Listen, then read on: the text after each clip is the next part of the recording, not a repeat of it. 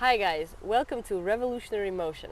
I'm Kata. And I'm Clemens. And today we're going to explain to you why Roger Federer's forehand is worth $130 million. Now you might ask me, how come a forehand could be worth $130 million? Well, the answer to that is actually quite simple. It's one of the main reasons why Roger Federer is winning as many matches as he is. It's one of the reasons why he's contesting for the title of the greatest of all time. Without his forehand, he probably would have never even won a Grand Slam. If this player had a forehand of another player that maybe just barely made it in the top 100 players of the world, he probably would have been around 20, 30 in the world. Clearly he has a huge serve, but the main weapon that he uses aside from his serve to win his baseline rallies is his forehand. He uses it for many different purposes. Number one, he's trying to open up the court to get to the net.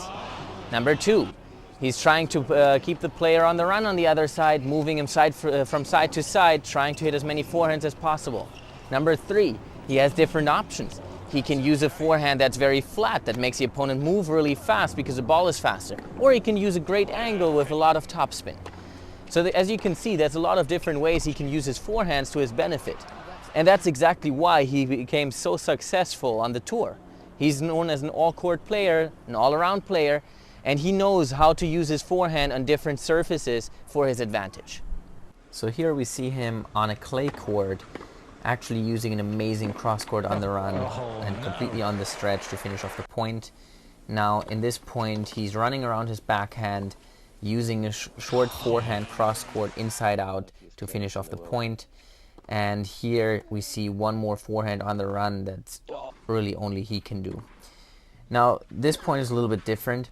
Here we can see another use of his forehand.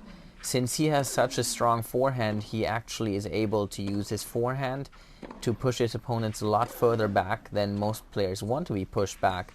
So that means when he's approaching and he has a lot of time, since the opponent is stepping back, he can actually use a disguised drop shot to finish off the point instead of having to hit a hard shot. Here we see one more example of that.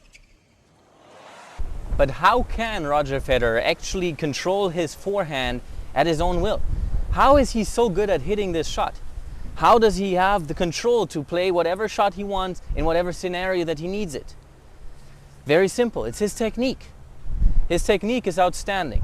Now we're going to take a look at this technique in closer detail. Alright, so here we see Roger moving towards the ball, getting in position, just like we showed to you guys in the other video.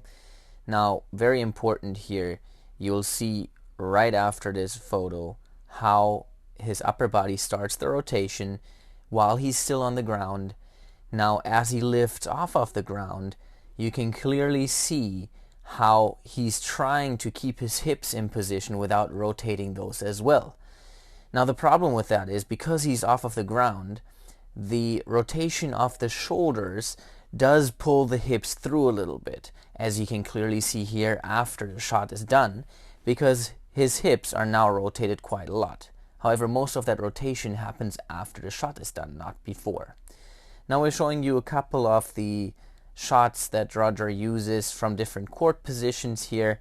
So you can see pretty much the same pattern in all of the shots, that he's trying to keep his hips in position while rotating his shoulders as much as possible. And that's exactly the secret to his amazing forehand technique. He's trying to keep everything in position that does not need to be moved in order to create power. And all the power comes from his upper body, rotating and pulling and dragging the arm forward throughout the motion, while his lower body is trying to stay in position as well as possible. So in conclusion, Roger Federer has one of the best forehands in the world, maybe even the best of all time, who knows. This forehand made him $130 million in prize money on the tour.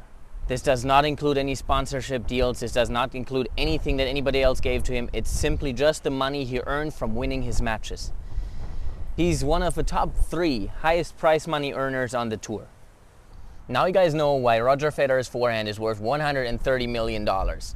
Hope you guys enjoyed the video. Please like and subscribe, and we'll see you guys soon.